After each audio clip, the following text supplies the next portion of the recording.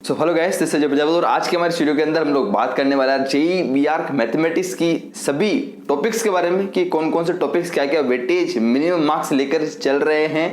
और उम्मीद करता हूँ आपकी तैयारी बहुत जोरों शोरों से चल रही होगी। एग्जाम बहुत ज़्यादा करीब है, 15 से 20 दिन ही बाकी है और उम्मीद करता हूँ कि यार 15 से 20 दिन के अंदर आप उस तरीके से मेहनत करने वाले हो और कर रहे हो, क्योंकि यार अपने ड्रीम अपने गोल को अचीव करने के लिए जो मेहनत हमको चाहिए उम्मीद करता हूँ आप वो बिल्कुल मन लगाकर कर रहे होंगे यार, और गारंटेड आपको जो चाहिए वो मिलेगा ही मिलेगा। ठीक है, तो आज के वीडियो के अंदर हम लोग बात करने वाले जिस तरह से हम तैयारी कर रहे हैं उसके अंदर बहुत सारे स्टूडेंट्स मेरे पास कमेंट करके पूछ रहे थे कि भैया मैथमेटिक्स के अंदर क्या ऐसे कौन कौन से टॉपिक्स है जहां से हमको ये पता रहे कि मिनिमम इससे इतने क्वेश्चंस आ रहे हैं, ताकि हमको एक आइडिया लग जाए कि इन टॉपिक्स को अच्छे से करने से हम अप्रोक्सीमेटली 50 to 60 मार्क्स तक कवर कर सकते हैं इन 25 दिनों के अंदर, 20 से 25 दिनों के अंदर मात्र। बस अगर हमारा फर्स्ट अटेम्प्ट जो है वो 21 अप्रैल को भी होता है तो हमारे पास लगभग 20 दिन है।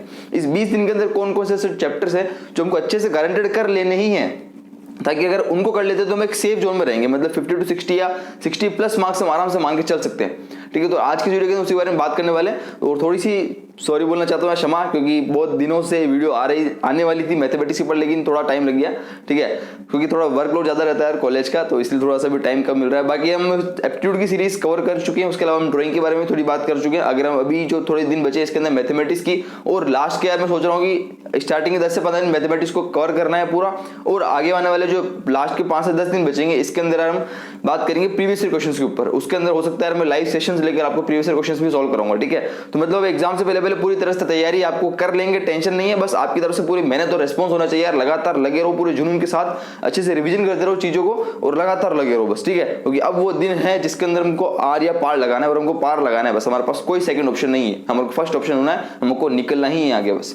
ठीक है, स्टार्ट करते हैं। देखो सबसे पहले मैंने मार्क्स कुछ यहाँ पर हर एक चैप्टर्स के आगे नंबर ऑफ क्वेश्चंस लेकर रखे कि मिनिमम इतने हैं क्वेश्चंस हमको यहाँ से देखने को मिल सकते हैं। इसके हिसाब से हम इनके मार्क्स कैलकुलेट कर लेते हैं, और मार्क्स को कैलकुलेट करने के बाद हम उनको एडअप कर लेंगे कौन कौन से ऐसे चैप्टर्स हैं जो कि इजी भी है, उनका वेटेज भी अच्छा खासा है, और हमको इन वाले दिनों के अंदर उनको एटलीस्ट कर सकते हैं। ठीक है, स्टार्ट करेंगे। एक कॉपी और पेन निकाल लूंगा, आपसे रिक्वेस्ट करूंगा और साथ साथ में लिखते चलेंगे। ठीक है, स्टार्ट करते हैं। मैंने कुछ 4 तरह के जोन बना रखे यहाँ पर। 4 तरह के, मतलब पहला वाला जोन ये है जिसके अंदर ये वाले कुछ चैप्टर्स है, ये सेकंड जोन, ये थर्ड और ये फोर्थ। ठीक है, पहले बात करते हैं इस वाले जोन की। ये वाला जोन सबसे बड़ा भी है और सबसे इंपॉर्टेंट भी है। ठीक है, पहले बात करते हो, देखो 3D प्लस वेक्टर्स, ये एक ऐसा चैप्टर है यार मैं समझता हूँ, ये मुझे भी अच्छा भी लगता है, और 3D प्लस वेक्टर मैं समझता हूँ कि चैप्टर है तो बड़ा, इसके अंदर छोटे छोटे फॉर्मूले बहुत है, पर लेकिन इससे जो क्वेश्चंस बनते हैं वो बहुत ही ज्यादा इजी बनते हैं।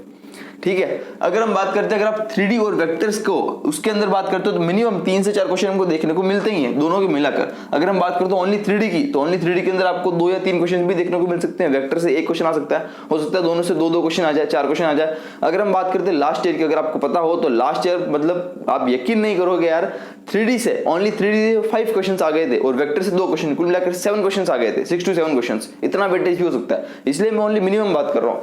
अगर ये चैप्टर्स बहुत ज्यादा वेटेज रखते हैं और ज्यादा बड़े हैं पर लेकिन इजी हैं, ओनली फॉर्मूला बेस्ड क्वेश्चंस है, ज्यादा कॉन्सेप्ट के नाम पे कुछ नहीं है, तो बहुत कम चीजें। अगर बात करते हैं 3 से 4 क्वेश्चंस भी यहाँ से आते हैं, एक क्वेश्चन हमारे पास 4 मार्क्स का वेटेज लेकर चलता है, तो मल्टीप्लाई बाय 4 कर देते हैं, तो हमारे को जो मिलता है वो कितना मिलेगा, अप्रोक्सीमेटली 12 to 16 मार्क्स। ठीक है, अगर हम बात करते हैं तो आपको 12 to 16 मार्क्स का वेटेज ओनली ये वेक्टर्स और 3D लेकर चल रहा है, जो कि बहुत ही ज्यादा बड़ी बात है। ठीक है, यानी कि बोलने का मतलब ये है कि हमको पहले क्या करना है, ये चैप्टर्स कर लेना है, ये जो सीरीज मैंने लिख रखी है ये वाले चैप्टर्स हमको कर लेना है। ठीक है, अभी हम फाइनली बाद में इनके सबके मार्क्स भी कैलकुलेट करेंगे। एपीजीपी की बात करते हैं, एपीजीपी के अंदर बात करता हूँ तो कुल मिलाकर 2 क्वेश्चन देखने को मिलते हैं, तो कुल मिलाकर कितना हो गया, 8 मार्क्स अप्रोक्सीमेटली आपको ये दे देता है। एपीजीपी की अगर हम बात करते हैं लास्ट ईयर, जैसे मैंने बात की लास्ट ईयर 3D के 5 क्वेश्चन आ गए थे, वैसे एपीजीपी के भी अकेले 4 से 5 क्वेश्चन आ गए थे लास्ट ईयर फर्स्ट अटेम्प्ट के अंदर, तो यानी कि बहुत बड़ी बात है।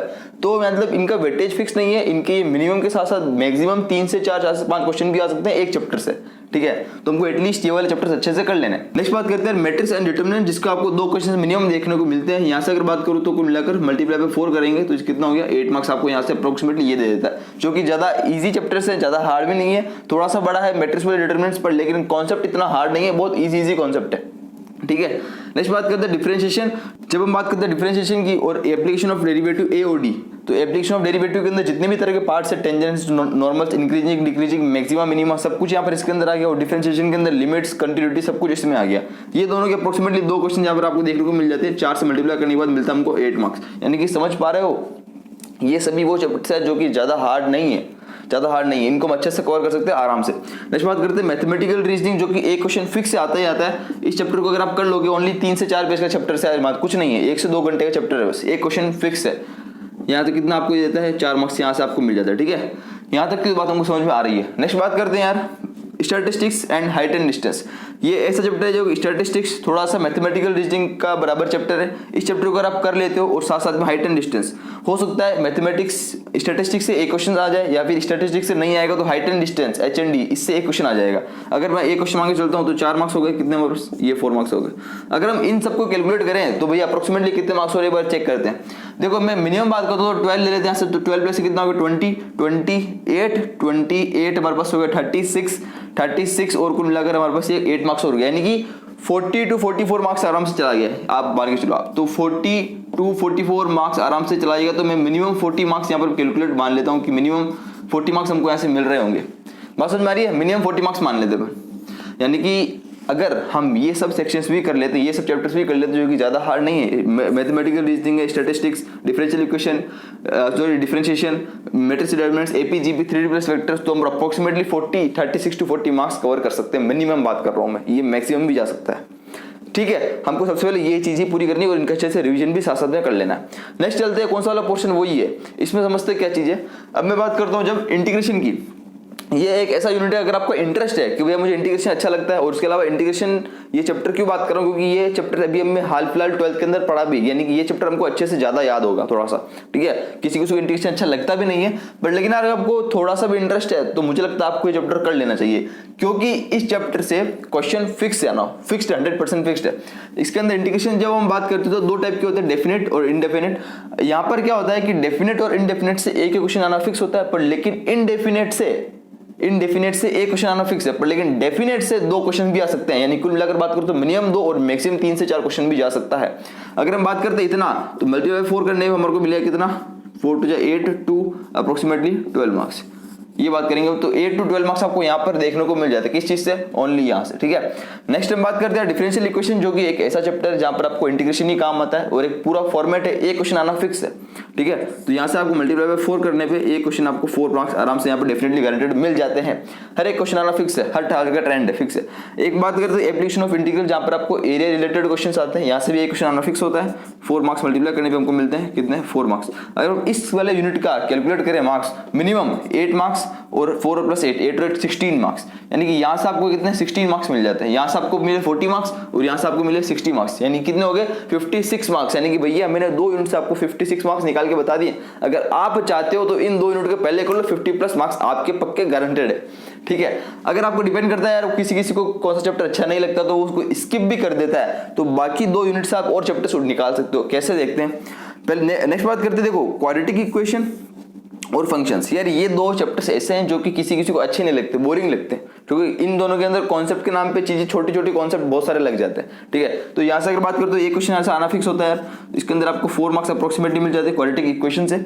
और इसके अंदर बात करते हो क्वाड्रेटिक इक्वेशन के अंदर एक और हमारे पास चैप्टर होता है जिसका नाम आपने सुना होगा, सिस्टम ऑफ लीनियर इक्वेशन, तो वो भी इसमें आता है। तो उससे या फिर इन दोनों से मिलाकर एक क्वेश्चन आपको मिल जाता है। नेक्स्ट बात करते हैं फंक्शन से, तो यहाँ पर फंक्शन से आपको 1 या 2 क्वेश्चन मिल जाते हैं, आराम से 4 मार्क्स आपको मिल जाते हैं। टोटल मिलाकर कितना हो गया 8 मार्क्स, यानी कि आपको कुल मिलाकर ये वाला जो यूनिट है इन दोनों से आपको 8 मार्क्स मिल जाते हैं। अब ये डिपेंड करता है, बहुत सौ को चैप्टर्स अच्छे नहीं लगते, किसी को अच्छे भी लगते हैं, तो ये 8 मार्क्स डिपेंड करेगा बाद में 56 के बाद, ठीक है। यानी कितना हो गया कुल मिलाकर 64 मार्क्स, ठीक है। 56 और 8 64 मार्क्स हो गया अब तक।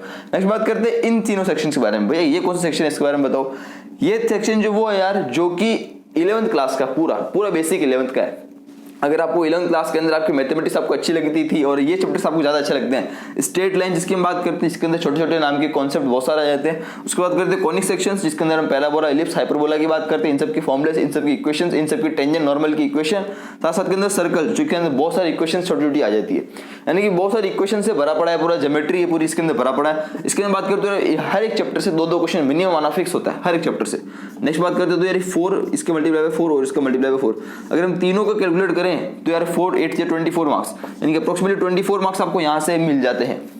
तो यार 64 के बाद अगर हम बात करें 24 के बाद, तो अप्रोक्सीमेटली अगर बात करूँ तो चलो एक काम करते हैं, इसके अंदर 24 की जगह मिनिमम 20 मार्क्स ही मान लेते हैं, ठीक है। इसको 20 to 24 मार्क्स कर लेते हैं, हो सकता है किसी से एक क्वेश्चन भी आ जाए, वैसे तो ये फिक्स है हर एक से 2-2 क्वेश्चन आते हैं, तो कुल अगर 6 की जगह 5 क्वेश्चन भी मान लेते हैं तो 5 हो जाए कितना हो गया 20, तो मैक्सिमम कितना हो गया हमारे पास 6 क्वेश्चन, तो 6 हो जाए 24, तो कुल मिलाकर 20 to 24 मार्क्स आपको यहाँ देखने को मिल जाते हैं। अपन मिनिमम 20 मांग के चलते हैं तो 20 और यहाँ पर इन तीनों का मिला कितना हो गया था 64, तो 64 प्लस 20 कितना हो गया 84 मार्क्स।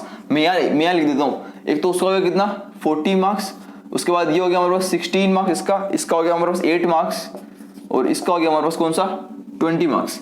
ये है मिनिमम, ये कितना हो गया सुल मिला के आता है 16 हो गया 84 मार्क्स, 84 मार्क्स आता है 16 हो गया, ठीक है। अप्रोक्सीमेटली 84 मार्क्स आपको इन तीनों सेक्शन मिल जाते हैं। तो भैया बाकी 16 मार्क्स कहाँ चले गए, वो क्या करें, तो यार 16 मार्क्स मैं आपको बताता हूँ कि 16 मार्क्स ऐसे चैप्टर्स हैं यार जो 4 चैप्टर डिपेंड करता है आपके ऊपर कि आप उसको छोड़ सकते हो अगर आप मैथमेटिक्स बिल्कुल स्टार्ट भी नहीं किए, और अगर मैं बोलता हूँ कि आपने उन चैप्टर को स्टार्ट भी नहीं किया है तो आप उनको स्टार्ट ना करो तो ज्यादा बेटर है, क्योंकि वो बहुत ज्यादा टाइम टेकिंग है, ठीक है। मैं बात कर रहा हूँ किसकी, मैं बात कर रहा हूँ, यहाँ जगह नहीं यार कहाँ लिखूँ, एक काम करता हूँ यहाँ लिख लेता हूँ।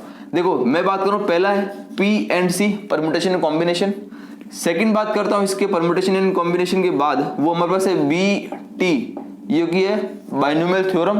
नेक्स्ट बात करता हूँ यार CN मतलब कॉम्प्लेक्स नंबर्स, ठीक है, और नेक्स्ट जो लास्ट है वो है प्रोबेबिलिटी।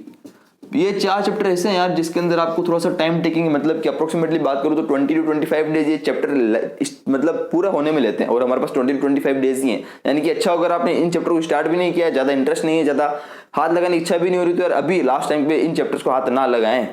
क्लियर यहाँ तक, तो इन चैप्टर्स को आप छोड़ सकते हो, और इन चैप्टर से एक क्वेश्चन आना फिक्स होता है, यानी कि 4 क्वेश्चन हो गए, 4 हो जाए 16 मार्क्स। और बात करता हूँ तो 100 में से 84 का कितना 16 मार्क्स, इसलिए मैंने बोला कि 16 मार्क्स इन चारों से आपको मिल जाते हैं, ठीक है। तो इनका कितना हो गया 16 मार्क्स हो गया, तो 84 प्लस 16 कितना हो गया, टोटल मिला के 100 मार्क्स।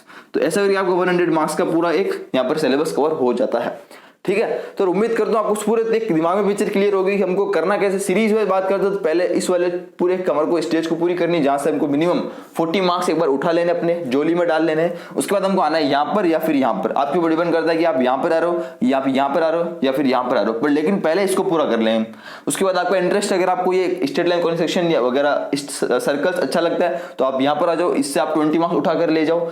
अगर ये नहीं तो भैया मुझे इंटीग्रेशन थोड़ा सा अच्छा लगता है, क्योंकि हमने 12th क्लास के अंदर पढ़ा है तो थोड़ा नया नया अच्छे से याद है, तो आप इसको कर लो। अगर मैं होता तो मैं पहले ये वाला करता, क्योंकि ये मैंने 12th के अंदर भी पढ़ा है तो मुझे अच्छे से ज्यादा याद है इसका इंटीग्रेशन का, डिफरेंशियल इक्वेशन का, तो मैं पहले ये वाला करूंगा, मेरे 16 मार्क्स कंफर्म कर लूंगा, ठीक है। उसके बाद आप यहाँ पर आ सकते हो या फिर यहाँ भी आ सकते हो, आपकी मर्जी। अगर मैं होता तो पहले यहाँ आता, उसके बाद मैं यहाँ आता, क्योंकि फंक्शंस और क्वालिटी इक्वेशंस के अंदर छोटे छोटे कॉन्सेप्ट बहुत सारे, तो ये बहुत ज्यादा टाइम टेकिंग चैप्टर्स है। उसके अलावा इसका वेटेज भी कमी है, 8 मार्क्स दोनों का मिलाकर, तीनों का मिलाकर, तो 1 2 3 या फिर 1 2 3 4 कैसे भी आप सीरीज मॉडल में चल सकते हो, और हमारे 60 to 70 50 60 मार्क्स अप्रोक्सीमेटली हम कंफर्म कर सकते हैं यार। ज्यादा मुश्किल नहीं है, इम्पॉसिबल बिल्कुल भी नहीं है, मैं जैसा कह रहा हूँ वैसा चलो। उसके अलावा ये तो ओनली मोटी मोटी बात थी। अब आगे आने वाली वीडियोस के अंदर मैं पूरा एक फिक्स है शेड्यूल मैंने कर रखा है, आगे आने वाली वीडियोस के अंदर आपको हर एक इंडिविजुअल चैप्टर के अंदर एक हम बात करेंगे कि अंदर डिटेल के बारे में, कि कौन कौन से शॉर्ट टॉपिक्स है, कि भैया जैसे अपन ने बात करी कि 3D प्लस वेक्टर्स, तो 3D प्लस वेक्टर्स के अंदर जितने भी टॉपिक्स है उसके अंदर से कौन कौन से टॉपिक्स सबसे ज्यादा साल पूछे गए हैं, किस किस टाइप के लेवल के क्वेश्चन पूछे गए हैं